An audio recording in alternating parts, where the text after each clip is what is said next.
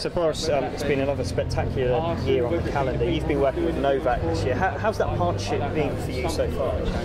I enjoyed it tremendously. You know, we won 2 tournaments already this year.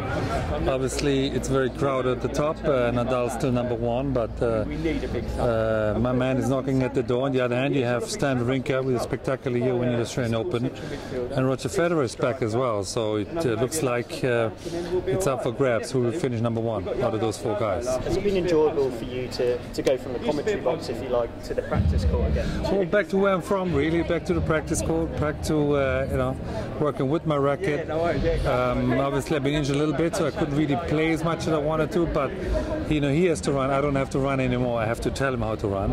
But he's a tremendous guy, very motivated, very dedicated, and it's my pleasure working with him. And Novak is obviously so good, one of the best players of all time. Surely he doesn't really need to learn much.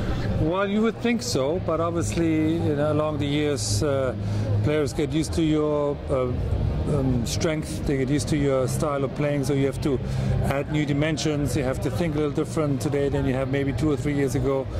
The next 19-year-old superstar is around the corner, you want to be ready for him as well. So it's an evolution, and I think that's the reason he wanted me on his side. Boris, you mentioned how clustered it is at the top of the men's game. Roger Federer has had quite a good year, he seems to come back into some form. Do you think he could challenge for the French Open and Wimbledon? Well, he's first of all a very proud father of twin boys, I think 2 nights ago, so congrats from my side. He's having a tremendous year, you know, after a subpar performance for his standards, you know, being a big admirer of his work. I wanted him to, you know, come back somewhat. Didn't even want him to come back to beat my man, no. But you know, from a tennis point of view, it's good to see him back and challenging for the big titles. Just the last one on Andy Murray. Since his Wimbledon success last year, he's had a few injuries, but he seems to be getting back to fitness. Do you still see that he will go on to win several more Grand Slams?